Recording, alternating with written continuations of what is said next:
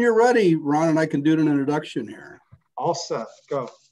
Okay, well, we have a very special treat for our class at Rockford University this afternoon. When I was first elected to Congress in 1992, I believe Bob King was working with the Foreign Affairs Committee.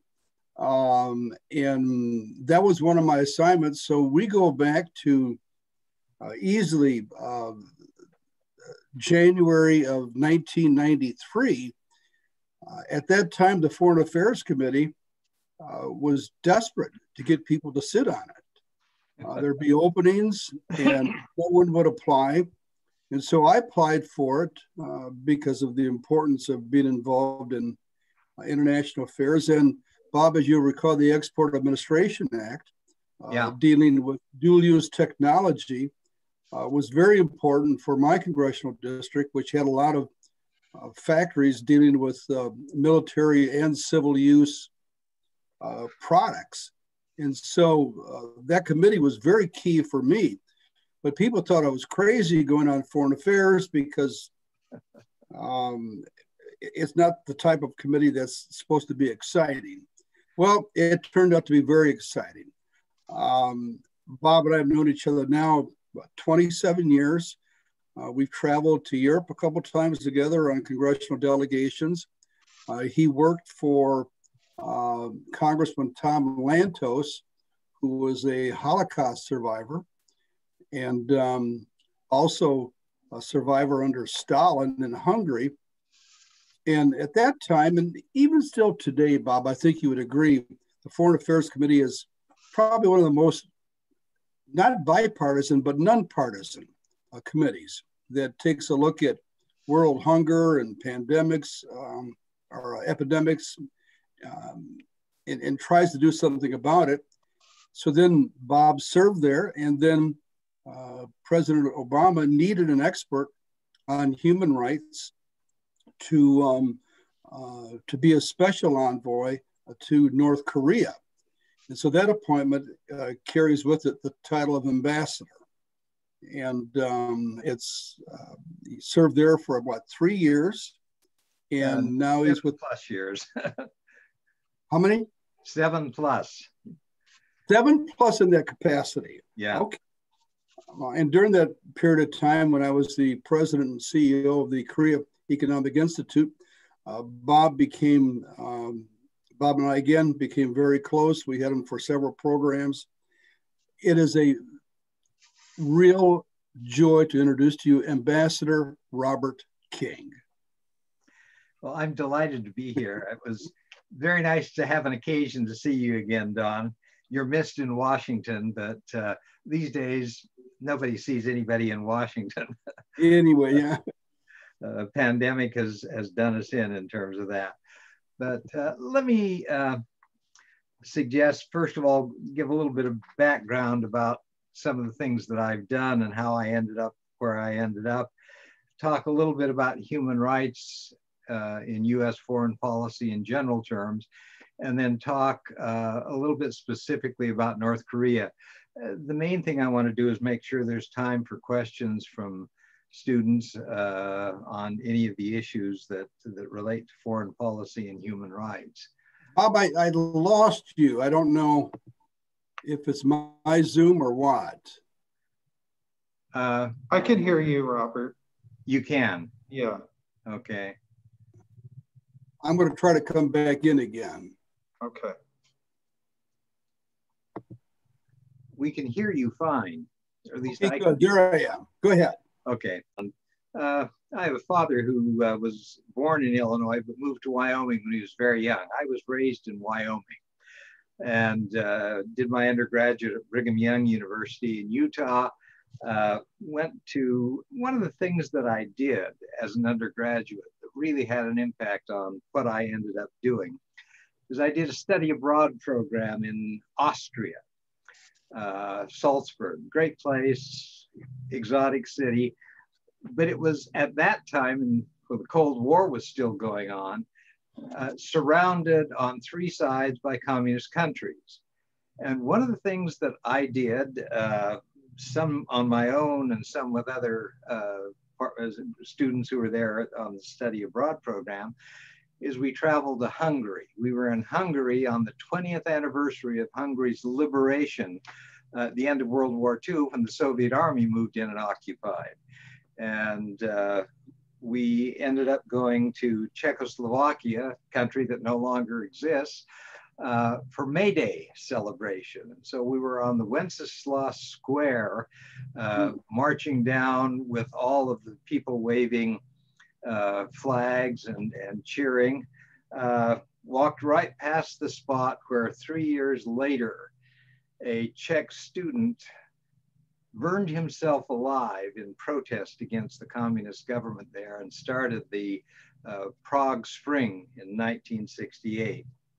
Over Easter, a couple of us did a trip to Yugoslavia, again, another country that doesn't exist, but with a different flavor of communism. I ended up coming back to undergraduate and finishing the last year of school and decided that I really wanted to go into foreign affairs.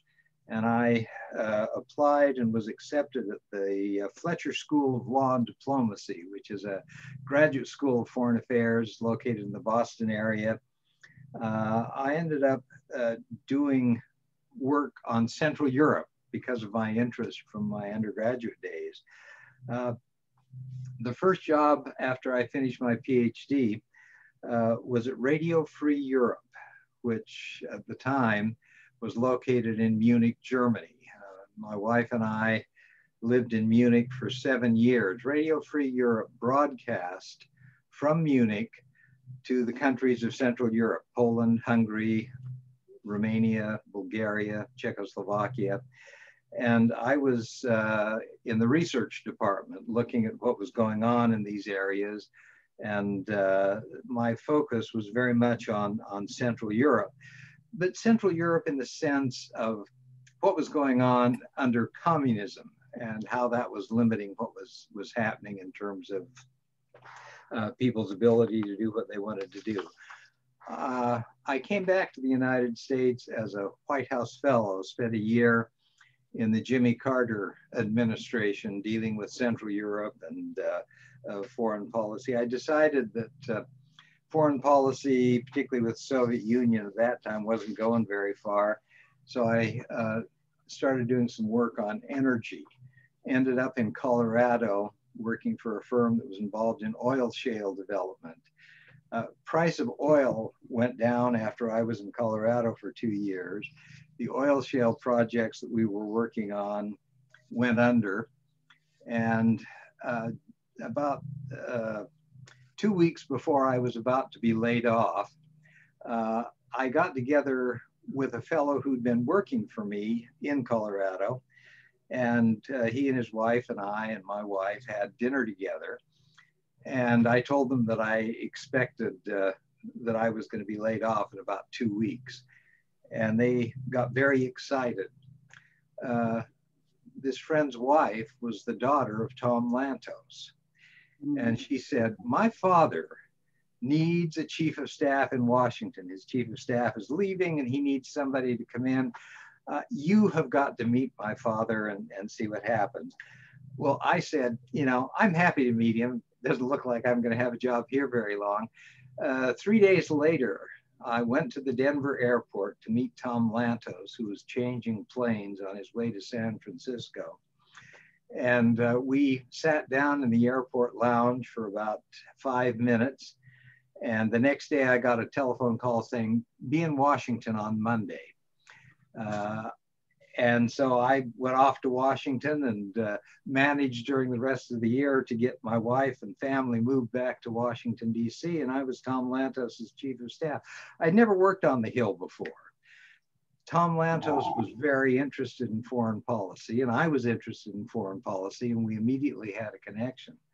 What I didn't realize is how much of an interest we both had in Hungary. Tom Lantos was born in Hungary, was Jewish, and at the age of 16, Hungary was occupied by Nazi troops.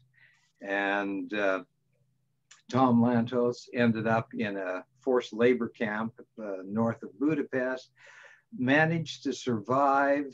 His parents he lost both of his parents, but he started college and decided that he would continue his education, University of Budapest. He was given a scholarship to come to the United States and study at the University of Washington. Got on a converted troop carrier and sailed from Le Havre to New York, and arrived in New York and took a train all the way across the United States. When he arrived in New York, the one thing that he had bought with a little bit of money he had before he left Hungary was a Hungarian salami. Hungarian salamis are really tasty. And he figured that with that Hungarian salami, he'd make it all the way to Seattle, as he called it then. When he arrived, the customs agent promptly seized his salami, and he had nothing for a 3-day trip across the United States. Finished a bachelor's and master's in economics, went to the University of California at Berkeley, got a PhD in economics, taught at the San Francisco State University, and in 1980 ran as a Democrat for the congressional seat that had been vacated where he lived. He or had not been vacated, he was running against an incumbent. To say something partisan, he was the only Democrat to defeat an unindicted Republican in that congressional race that year. And so he was somewhat unusual. Tom wanted to be on the Foreign Affairs Committee, and he served on the Foreign Affairs Committee the whole time that he was there. He had a particularly interesting approach.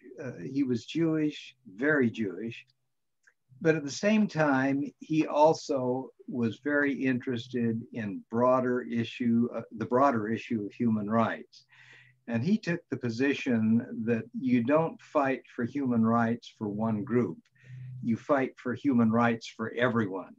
And one of the things that Tom did was create a congressional organization called the Congressional Human Rights Caucus. It was an informal group of members of Congress who were interested in human rights issues. And he brought a lot of members together and was able to raise the profile of human rights in the Congress. Later became chairman of the subcommittee on human rights of the Foreign Affairs Committee, and then was chairman of the Foreign Affairs Committee for a period of time. My favorite memory of Tom Lantos was a hearing that he held. I don't remember whether you were there for this, Don. It was with Jerry Yang, the CEO of Yahoo. And Yahoo was being criticized because Yahoo had turned over to the Chinese government a series of emails from a Chinese dissident attorney. And as a result of the information provided by Yahoo, this man was sentenced to 10 years in prison in China. We arranged the hearing. We had Jerry Yang there at the witness table, and purposefully we sat the mother of the Chinese attorney who was serving in prison right behind Jerry Yang. And the purpose of that was to make the point. My favorite line from Tom Lantos was after Jerry Yang came up and tried to defend Yahoo's providing this information to the Chinese government, which resulted in the imprisonment of this man. Tom Lantos said, "While technologically and financially you are giants, morally you are pygmies." And I have seen that quotation from Tom Lantos cited repeatedly over the years because of the occasion, the way it was said, the way it was done. Tom Lantos was a great influence in terms of the value, the importance of human rights. He served as the ranking Democratic member of the committee for 6 years, and then he was chairman. When he became chairman of the committee, he only served a little over a year because he passed away in 2008. When Tom passed away, I continued to serve as staff director of the Foreign Affairs Committee. I did that for the next year until the election took place and there was a new Congress elected. At the same time, Obama came in as president, and I decided it was a good time to look at finding a position in the administration. I had some fairly good contacts. I decided that I wanted to be ambassador to Hungary. On the other hand, Hungary is one of those countries that goes to a political contributor. The person that ended up with the job had contributed $500,000 or $1 million to the Democratic Party during the course of that election. And I had been working in the trenches and hadn't contributed anything. Tried for that, looked at some other options and other opportunities.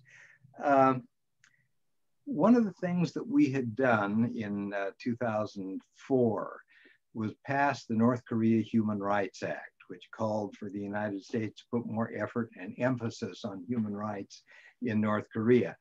And the legislation called for the appointment of a special envoy for North Korea human rights with rank of ambassador, person who would focus on the human rights issues and coordinate efforts on that in the US government. Secretary of State Clinton was under some pressure to get somebody into that position. And I got a call from the State Department saying that I come in and meet with the Secretary. She offered me the position as special envoy. I said I would be happy to take it. I felt very strongly about it. I'd been to North Korea with Tom Lantos on one occasion, had been involved in doing some things on the legislation when it was passed. After 5 months of vetting, followed by Senate hearings and confirmation, I took over as the special envoy for North Korea human rights in November of 2009. One of the things I like to say before I talk specifically about North Korea is a few comments about human rights in general. One of the things that I think is very clear is that the United States was basically founded on the basis of human rights. Some of the original colonies were settled in order to enjoy freedom of religion. Maryland, for example, is a classic example of a group of people who came to Maryland because they were Catholic and wanted to worship, but they were enlightened Catholic because they wanted to allow freedom of religion in Maryland. And the result was that you had a lot of Quakers who settled in Maryland because that was one of the few colonies where they were not persecuted. Massachusetts had some religious origins as well. But the one thing that I think is most important in terms of looking at the United States is the thing that really defines us as Americans is our commitment to human rights, to civil rights, to political rights. We don't have a common origin. We aren't a group of people who've been here for a long time. We don't have a common ethnicity. We don't have a common religion. We don't have a common background. The thing that unites Americans more than anything has been the commitment to values, to human rights, to freedom of speech and freedom of press, freedom of religion, a representative form of government, decisions made by the will of the people, fair trial, independent judiciary. These values, these human rights values, are the thing more than anything that makes Americans who we are. And I think it's important to keep that in mind as we talk about what is important about human rights. Our foreign policy is very much grounded on this human rights, the civil rights, this political rights background that formed the United States. We have been strong advocates for the principles of human rights that have been so important. One of the things that I particularly appreciate is the role that Eleanor Roosevelt, the wife of Franklin D. Roosevelt, played in putting together the Universal Declaration of Human Rights, which was adopted by the United Nations as a United Nations statement of principle about human rights and about the rights that all people should enjoy. Many countries share those values with us. Those countries that don't share the values try to make us believe that they do, because those values are really what gives legitimacy to governments in the era that we live in. The one thing that I think is also noteworthy is the role that the Congress has played in terms of defending human rights in US foreign policy. The administration, and this applies to pretty much all administrations, are interested in getting certain things done. And they don't want principles to get in the way of some of these goals that they have. As a result, I think that Congress has been the influence that has forced administrations of all kinds to devote attention and effort to the human rights issue. In the 1970s, human rights really became an important part of our foreign policy. Legislation was adopted saying that security assistance to other countries could be withheld and should be withheld from countries that do not observe internationally recognized human rights. That was expanded to include development assistance. There was a series of reports that were established and required by Congress of the administration. The most important was the so-called country reports on human rights practices. Every year, the Department of State is required to put together a report on human rights practices in all of the countries who are members of the United Nations or countries that we have diplomatic relations with. And this report has become sort of a standard and a quite reliable account of the human rights in all of the countries that we deal with. State Department has a bureau which is devoted to human rights, democracy, human rights, and labor, and deals with these kind of human rights issues as part of our ongoing foreign policy. So these kinds of issues are important. We've expanded that. We've created a commission on international religious freedom. There's a report on religious freedom. There are reports on trafficking in persons that are required. Another issue that we consider important and vital that we have to deal with. We've also found that Congress has played an important role in looking at human rights in very specific situations, not just in general terms. And let me talk a little bit about North Korea, because I have a little more experience, at least recently, in dealing with human rights in North Korea. In 2004, the Congress adopted the North Korea Human Rights Act.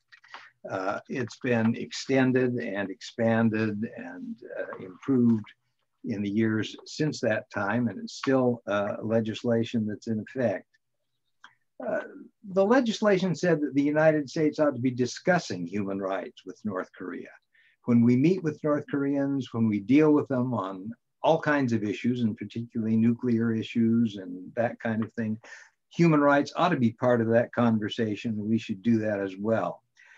The legislation also specified that we should work with the United Nations to create pressure on North Korea to live up to the human rights obligations of membership in the UN.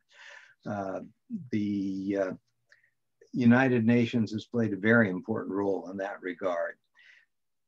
The Human Rights Act, North Korea Human Rights Act, also included funding in support of expanded broadcasting, radio broadcasting to North Korea. There was the appointment of the position that I have, the Special Envoy for North Korea Human Rights, that was named and required by this legislation. There were also grants that were provided under the legislation to provide funding to non-government organizations from the State Department's Bureau of Democracy, to encourage democratic actions in North Korea.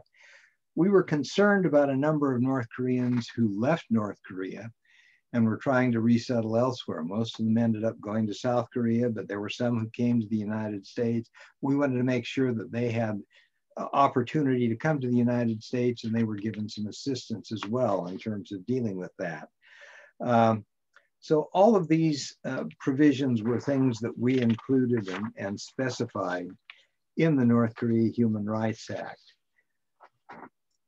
As the special envoy for North Korea human rights, I spent a lot of time dealing with the implementation of these provisions that were included in the legislation. One of the things that I mentioned was important was the United Nations. The UN Human Rights Council, which meets in Geneva, is an organization that has focused attention on human rights problems around the world. The Human Rights Council created a position of special rapporteur, that's a French word for reporter, a special rapporteur, to report on human rights conditions in North Korea, to issue reports annually, to be presented in Geneva and discussed, to be presented in New York at the General Assembly and discussed. A couple of years after I was appointed, we were able to create a commission of inquiry. 3 distinguished international attorneys who went through and did a lengthy examination of North Korea's human rights practices. We ended up with a report of some 400 pages of detailed information based on interviews and discussions with people who'd left North Korea and who understood and knew the conditions there. One of the things that was very interesting is the commission did pretty much what members of Congress do as committees, where they sat down, had conversations with people who had expertise. They were public, they were videotaped, they were available for people who wanted to follow them and see what the evidence was that was being presented. We were able to adopt resolutions in the Human Rights Council every year since 2004, calling on North Korea to make progress in specific areas and to deal with the human rights issues that the country has and was not facing. We've been able to raise the issue in the General Assembly every year since 2005.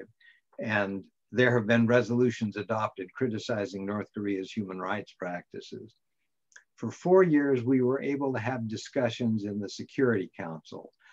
Security Council is a tough one to get into because it's a very small body, select. It's the most important of the UN organizations. We were able to raise in the Security Council very significant discussions of the human rights conditions in North Korea and put pressure on North Korea to try to make progress in terms of improving its situation. The other thing, another thing that we focused on was getting information into North Korea. One of the things that's, I think, particularly important to encourage change in a country like North Korea or any country is information of what's going on in the outside world. What are people saying? What are other countries doing? And I think this was a major force for making progress. As I mentioned, when I talked about my background, I spent several years at Radio Free Europe. Basically, this was an American-funded radio operation which broadcast news and information into the countries of Central Europe, Poland, Hungary, Czechoslovakia, Romania, Bulgaria. And we tried to get information there about what was happening in the rest of the world. And for countries that were under communist dominance at the time, this was what they did not want people to know. They didn't want people to know what was happening elsewhere. When there were changes that were being made, for example, in Poland, different than what was happening in Hungary or Czechoslovakia, we had radio programs that broadcast what was going on. And it was important for these countries to know what their neighbors were doing because this wasn't something they had access to. We did the same thing in terms of what was happening with the Soviet Union. Our coverage on the United States was what's going on in the US and what are people in the US saying and what are American newspapers saying. And the idea was not to say this is the right idea, but to have an opportunity to express a spectrum of ideas so that people would get the idea of the different values, thoughts, ideas that were going on elsewhere. We've tried to do that as well in terms of broadcasts, radio broadcasts into North Korea. North Korea is a terrible place to get information. It is probably the tightest place in the world in terms of locking out information.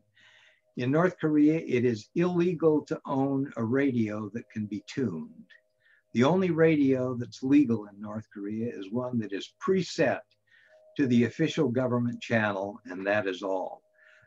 If you're found having a radio that has the capability of being tuned, or even worse, if you're found listening to radio broadcasts that are not North Korean radio broadcasts, you can be sent to re-education camp. There's a story about a woman who was a guard at one of the ministries in Seoul, and she had the night shift, and she was there, and she listened to broadcasts from Radio Free Asia, which is an American-financed radio station that broadcasts in Korean to North Korea.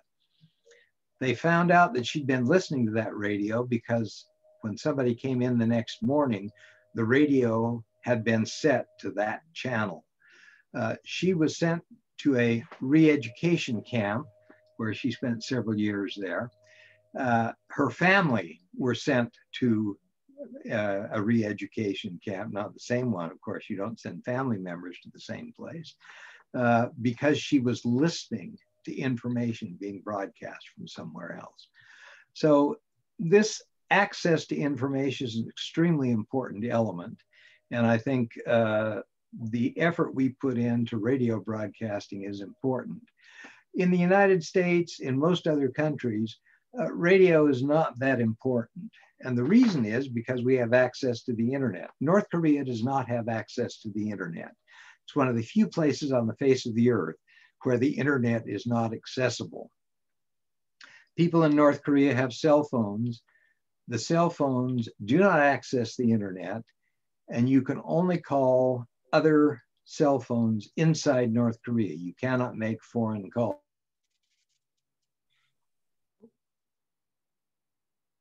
Is what's creating problems. We've tried to do other things to open up information, to get information into North Korea, and try to help move things forward in terms of access to information.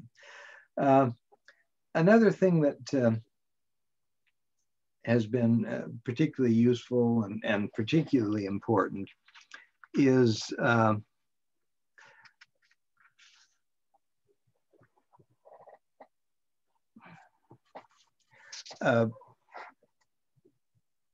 trying to provide information to the North Koreans about other things that we are doing. We have encouraged American organizations to go in and out of North Korea. There are a number of groups that provide humanitarian assistance to North Korea. And this humanitarian assistance is helpful because the North Koreans have serious problems in terms of being able to feed their population. And being able to do this kind of thing is something that's particularly helpful and particularly important in North Korea. There are groups that go in and provide technical assistance in agriculture, groups that provide information. There's even a university that was established in Pyongyang in North Korea that is funded by South Korean and American, primarily Korean Americans and South Koreans, where North Koreans are allowed to study.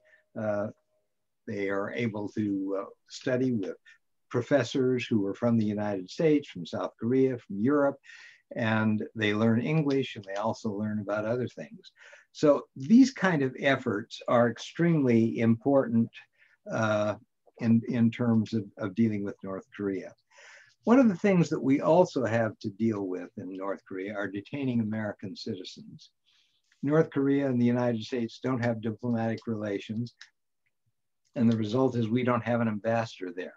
American citizens who come to North Korea, a number of them have found themselves arrested by the North Koreans, and in most cases, it appears to be for reasons that are valid under North Korean law, but not the kind of things that any American or anyone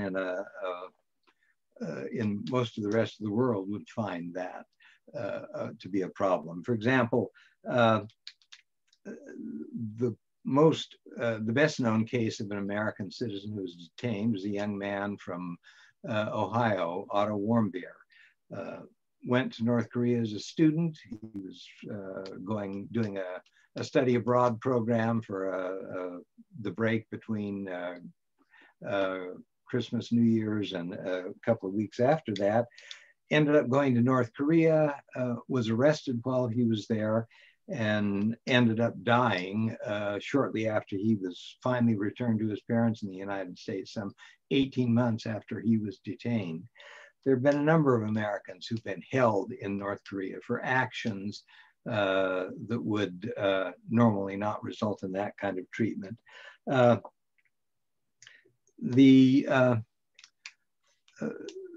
Another problem of concern is trying to deal with North Korea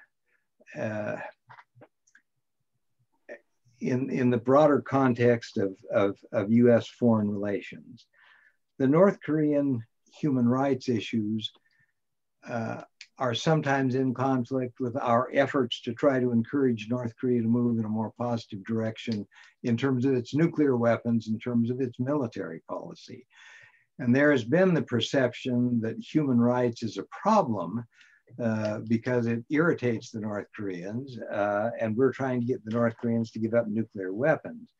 We have been singularly unsuccessful at getting the North Koreans to give up nuclear weapons, but there's been a reluctance to press the North Koreans too hard on these issues. And it raises some real problems in terms of what the priorities are, what the priorities should be, where does human rights fall in the hierarchy of issues and problems that we deal with regard to North Korea. I think I've probably gone on longer than I should because I want to have an opportunity for questions and comments and discussion about some of these issues involving human rights and North Korea in particular. So if there are questions or comments, I'd be happy to discuss them. Ron, I've got questions, but let's take the questions from the students first. Okay. I wonder, could you share your thoughts on just give us some context for the Commission on Unalienable Rights that has released a report this year. What prompted that, and what do you see coming out of that? Part of that, I think, was an effort. The Trump administration had been criticized for not giving enough attention to human rights issues.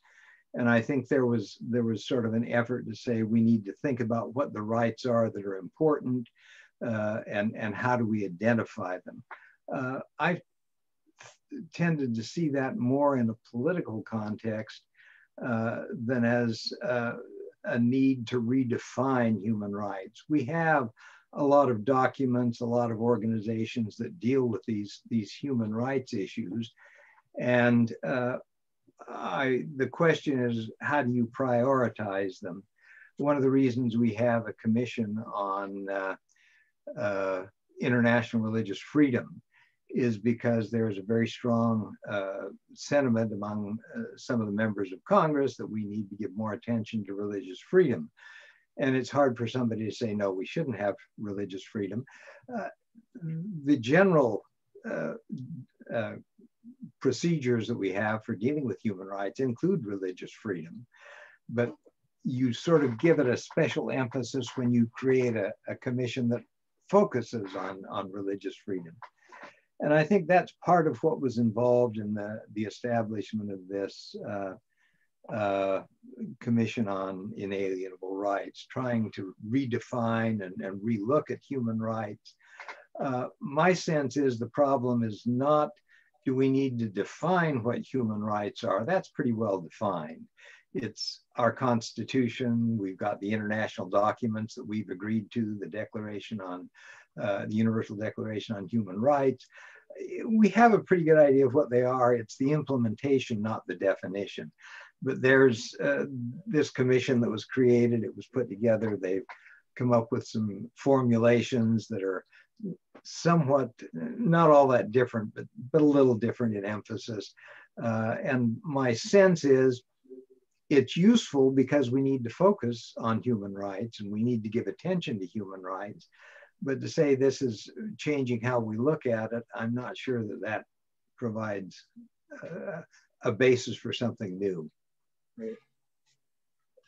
So in the 70s, and you talked about your work in the Carter administration, and that administration's foreign policy was often kind of characterized in terms of human rights and its focus on that. And that was contrasted with the Nixon-Kissinger focus on détente, or kind of a realist approach.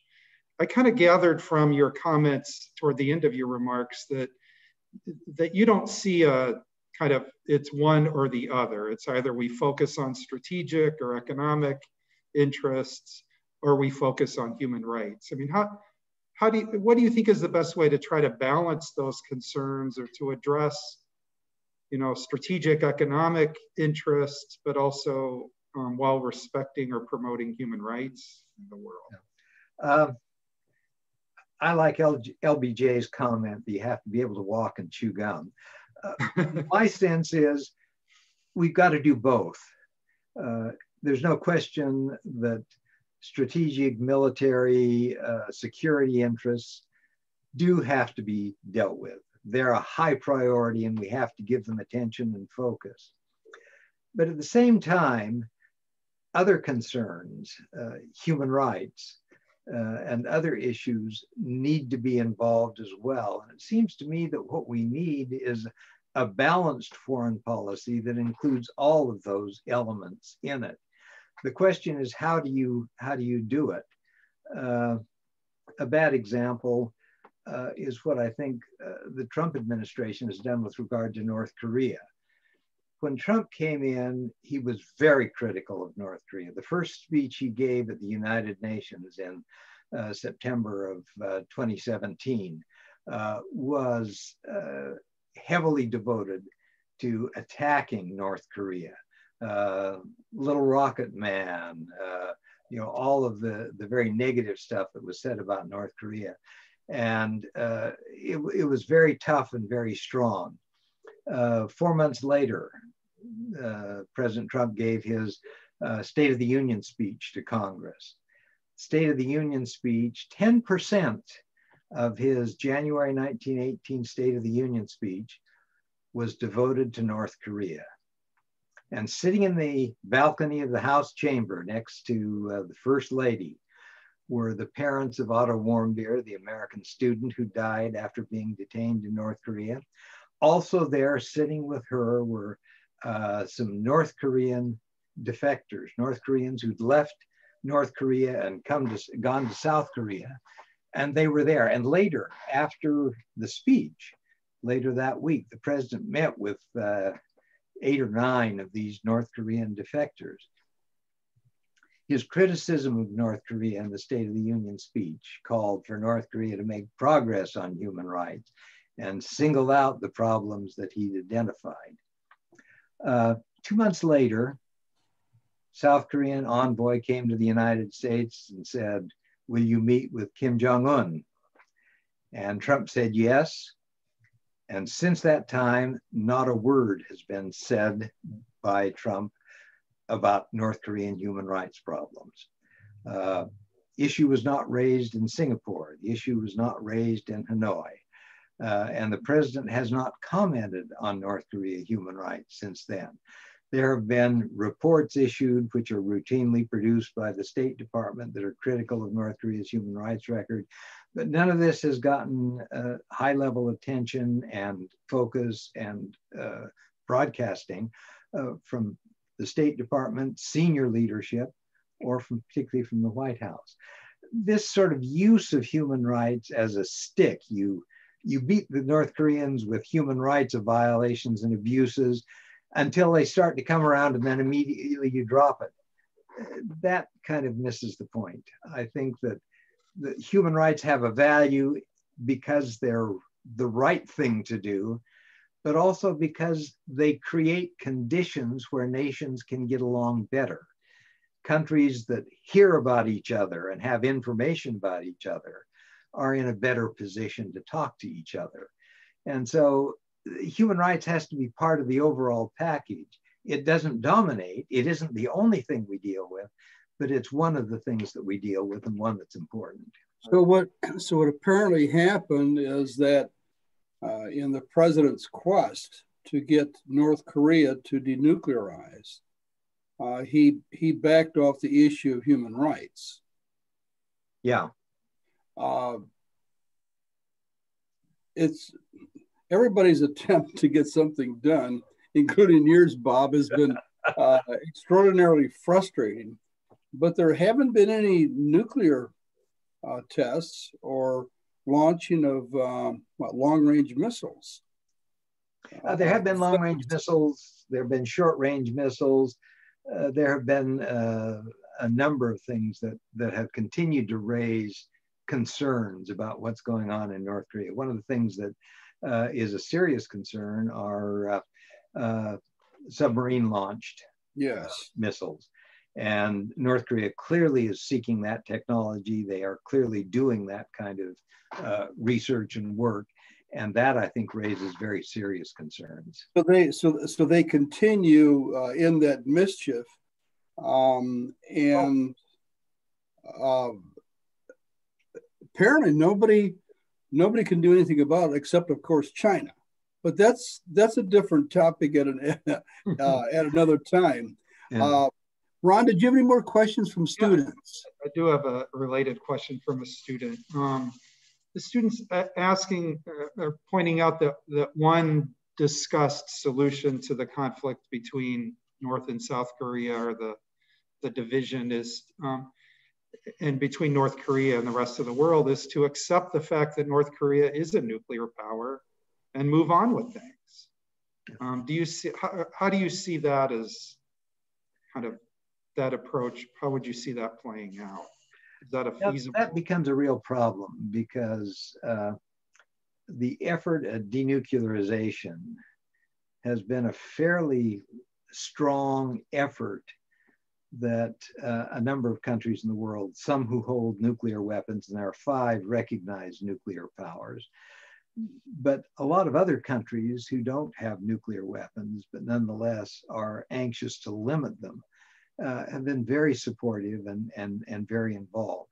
We have not recognized India, for example, as a nuclear power.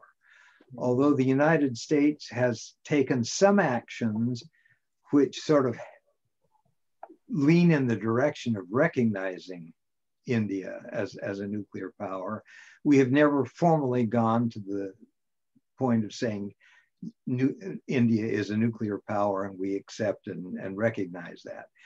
With Pakistan, we've been much worse. We have not gone as far as we have with India. And Pakistan has had nuclear weapons longer even than India has had them. The problem with North Korea and recognizing North Korea as a nuclear power is that there's very little in what North Korea has done to give us assurance that they know what they're doing and that they're not making erratic decisions that can have impact far beyond what they do. I mean, North and South Korea have had difficulty getting along. And part of the problem is that both of them claim to be the real Korea. And, you know, we've got a dividing line, it's set up. Telephone calls cannot be made between North Korea and South Korea. There are virtually no people that cross that border except a few officials on very specific occasions. But at the same time, North Korea has taken actions that really seem irresponsible. One of the recent examples, North and South Korea had agreed on having a common liaison office.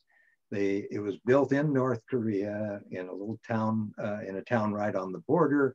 There were offices for North Korean officials, offices for South Korean officials in the same building. They would meet, they would talk, they would discuss issues of common interest and concern. The North Korean, a South Korean NGO, non-government organization, sent balloons across the border into North Korea with leaflets saying Kim Jong-un's a bad guy. This is something that South Korean groups have been doing for 6 decades. The North Koreans became very upset, in particular this. No clear reason as to why this particular time, this particular incident, you know, it's not the content, because the content is no worse than what's been going across the border for 60 years. The North Koreans announced that they were going to call off meetings between North and South Korea.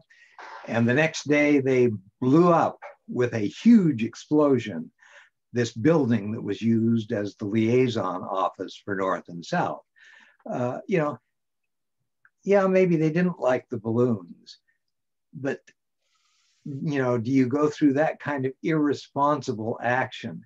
If the North Koreans have threatened the kinds of actions with their weapons and with their military capability, that raises real questions, and you never know for sure whether they're going to do something like that. They have threatened to turn Seoul into a lake of fire. They have the capability to do that.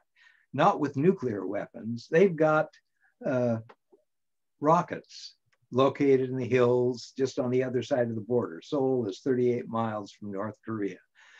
They could destroy Seoul, which is a city of 12 million people, just by firing rockets. It's difficult to come to any kind of cooperative agreement with a country that's as erratic as North Korea has been in so many occasions.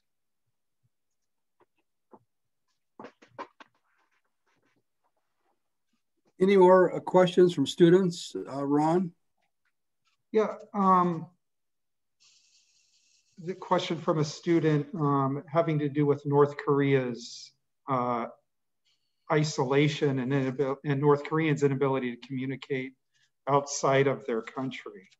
What do you see within the country among the people of the consequences of that kind of isolation forced on them? Part of it is that nobody trusts anybody else. You know, there are very few people that you trust. The North Koreans have a system where people watch each other, they report. It's to the point where there are midnight raids where people come in to see if you've been looking at foreign DVDs. South Korean television is great, and people like to watch South Korean television. The Korean Wave is a big deal, and the South Koreans produce soap operas that are really good. The North Koreans like to watch them. They can't watch much on television because television is limited. It's difficult to broadcast into North Korea. They ship it in on thumb drives or DVDs. And it's difficult because the North Koreans are very careful on the border trying to guard it. It goes through China. They are very careful about guarding the borders from China. But people send those kind of things in, and people see South Korean movies, South Korean dramas, television dramas, South Korean pop music. And one of the things that we have found is that you can see these influences in North Korean culture in the words that North Koreans use, in the way North Korean women dress and try to dress. And you know, these kind of things come in and have an impact and influence in North Korea about what's going on in South Korea and what's happening. And I've forgotten the question and I didn't really answer it, but that was part of the answer. That isolationism. Yeah. The North is really isolated because of this lack of information and contact. And people go through all sorts of, unusual kinds of things to find out what's going on. It's hard for us in a world where we are so interconnected. I can send messages, to Hungary with no problem at all. And I can send it and get an answer in 5 minutes. I can see what's going on anywhere in the world, sit down in front of my computer and there it is. You can't do that in North Korea. You can see what the government wants you to see. And the only thing you see is Kim Jong-un and what's being said and how much progress is being made and that kind of thing. So North Koreans don't have an idea as much of what's going on around them in the rest of the world. The other thing is North Korea, it's much harder inside North Korea to know what's going on in one part of the country or another. Travel is restricted. If you go from one county to another county in North Korea, you have to have a certificate. You can't just go. You can't decide you're going to go up to the Chinese border and see what's going on. You've got to have permission. You've got to get a certificate. The police have to do that. The other thing to keep in mind with regard to North Korea is that North Korea is a very poor country. South Korea is the 12th largest economy in the world. South Korea has a population of about 50 million people. North Korea has a population of about 25 million people. The difference in the gross national product of North Korea and South Korea is that North Korea is 40 times the size, its economy is 40 times the size of North Korea. North Korea is a country that is more comparable to a sub-Saharan African country in terms of its size of its income than it is to any of its neighbors in Asia. And it's quite remarkable the difference between North and South Korea. They speak the same language, but they are in two very different worlds. Has the pandemic hit North Korea? The North Koreans say no. On the other hand, the North Koreans say a lot of things and you can't believe them. China has been one of the major sources of pandemic, and they share a 400 or 500 mile border. The border between South Korea and North Korea is very tight. And South Korea has been very successful at controlling the pandemic. South Korea at one point had a large number of cases. South Korea brought those under control. People wear masks, and it's remarkable. They do contact tracing. They have been able to largely eliminate the pandemic. North Korea has a medical system that is far less effective, efficient, and staffed with supplies that it needs if they were to have the pandemic there.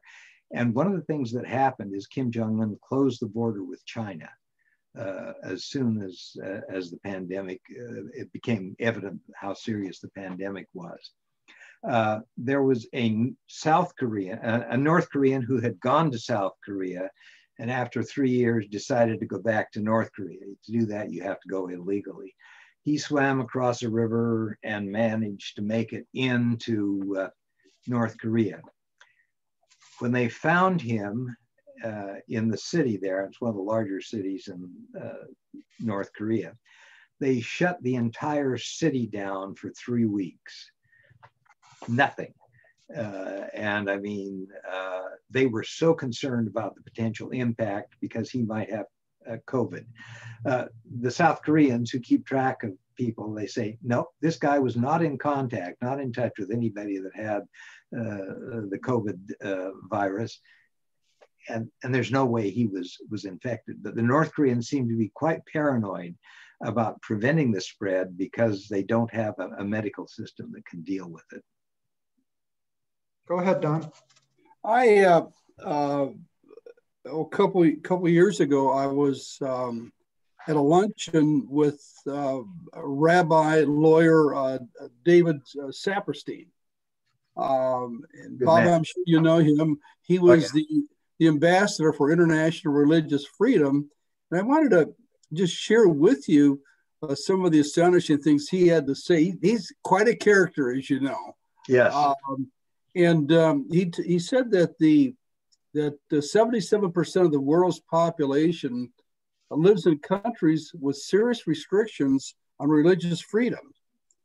And you know, we knew a lot of things were taking place. And he talked about blasphemy laws in 20 plus countries, including Denmark and Great Britain and Canada, where people are charged with criticizing another's religion. Obviously we know what's going on in China. And he also said that China is on track to become the world's largest Christian nation. And he talked about the persecution that's taking place there. And I thought, you know, this was very interesting to hear the insights coming from. I think this was a position that was created by former Congressman Frank Wolf of Virginia. Yes. Now I think former Congressman Sam Brownback is in that position. How did you work in the area besides North Korea, in the area of international religious freedom, Bob? Or I know you're close to it. It obviously is one of the basic human rights. Oh, absolutely. Now, I was very interested in this issue, and it's an interesting one for North Korea and for South Korea, because although they're an area that traditionally has been Confucian or with some Buddhist influences, there was a major proselytization effort in Korea in the period in the late 1800s, early 1900s. There were a lot of Christian missionaries that were in Korea, in addition to Christian missionaries who were working in China at the time. Pyongyang, the capital of North Korea, was known as the Jerusalem of the East because of the large number of Christians who lived in Pyongyang. Pyongyang had a missionary high school that was probably the best known in Asia.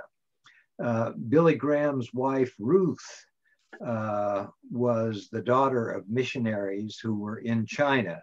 She went to high school in Pyongyang, at the Christian high school there. And one of the reasons Billy Graham has had such an interest in North Korea is because his wife's roots in that area. There are a number of there were quite a number of Christians in North Korea and in that area on the North Korea-Chinese border. Kim Il-sung, the founder of the communist regime, the grandfather of Kim Jong-un, his mother was an elder in the Presbyterian Church in North Korea.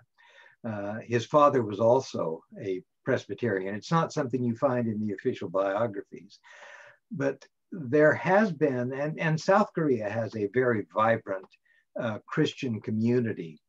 It's very interesting that South Korea has a very strong Christian community that has been very active politically. And the presidents of South Korea have disproportionately been Christian because of their activity and involvement and so forth. I think the numbers in South Korea are somewhere around 20% of South Korea is Christian. Numbers in North Korea before 1945 were actually higher. There were more Christians in the North than there were in the South.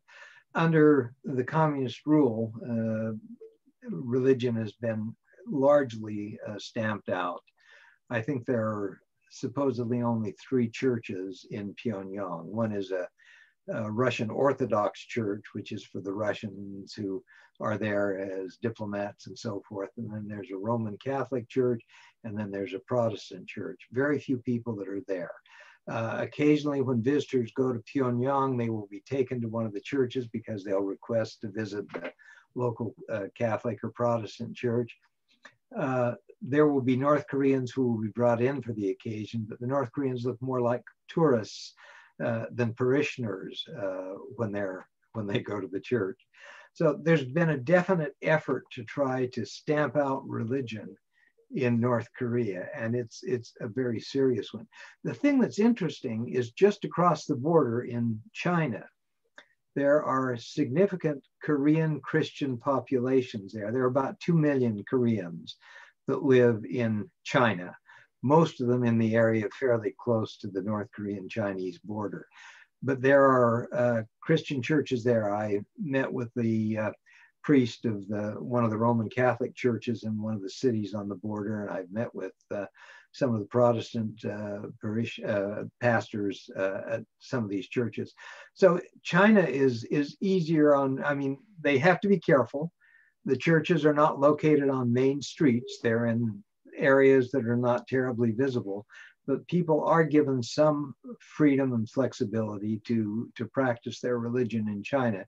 And the Koreans in China tend to have a much greater religious interest than in North Korea. Let me ask this question before we run out of time. We have students from all over the world in this class. There's a student in Cairo, another one in Mongolia, and there's students are always very much interested in how do you get involved in working in the area of human rights, NGOs, non-government organizations, and different governmental groups. How does one go about doing that? Is there a directory, Bob, or do you have some hints on what they can do to obtain jobs in those areas?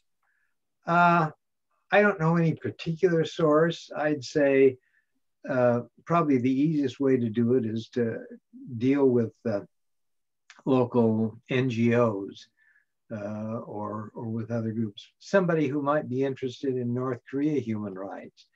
There's a group called LINK, L-I-N-K. It's a group that has been involved in human rights, South Korea and in the United States.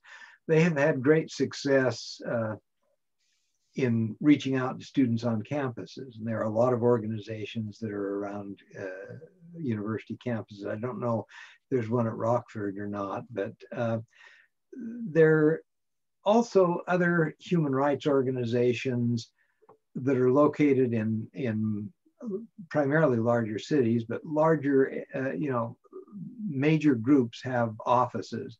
Amnesty International will have offices in most major cities.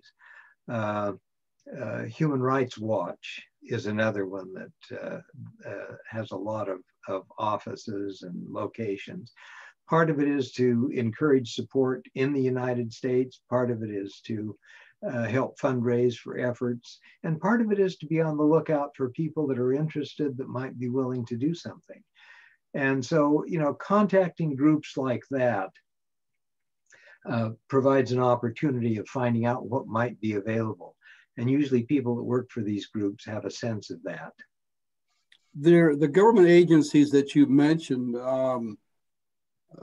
Ambassador at Large for International Religious Freedom, and yeah, would a student just go to the State Department website to try to find out what internships are available?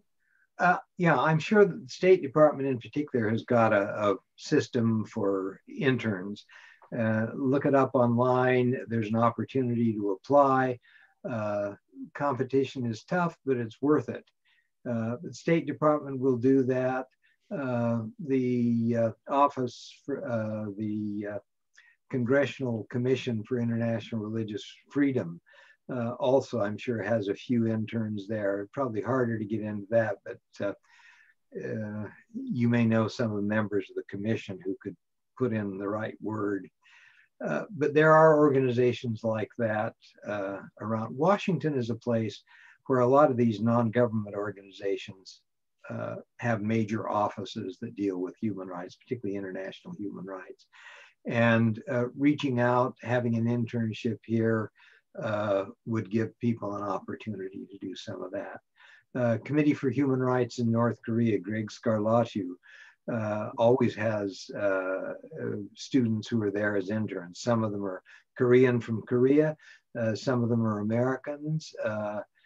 I think the thing that's most important is not necessarily that you speak Korean, but that you're enthusiastic and you're positive about human rights. I wanted to ask you a question about the Uyghurs in China and the Rohingyas in Burma, but we are quickly running out of time. And Ron, do we have any concluding questions from students? No, I don't think so. We appreciate all of your insights. This has been really remarkable. We've had a long series of speakers and in this course, but to really delve into thinking about one country in particular has been really insightful. Well, I hope it's a good example of a bigger problem. Well, Ambassador King, we are very appreciative of your taking extraordinary amount of time and research to teach to our students things that you just can't find in textbooks. And would you give my best to Kay? I will. And my best to your wife. And we were planning on getting together for dinner, but something called a pandemic. Well, the pandemic is over. We've got to get together with you and Priya. We've got to do that very much. Bob, thanks again so much. And if you're anywhere near Rockford, there's an open door at the Rockford University. Appreciate it so much. Thank you. Thank you. Thank you. Thanks.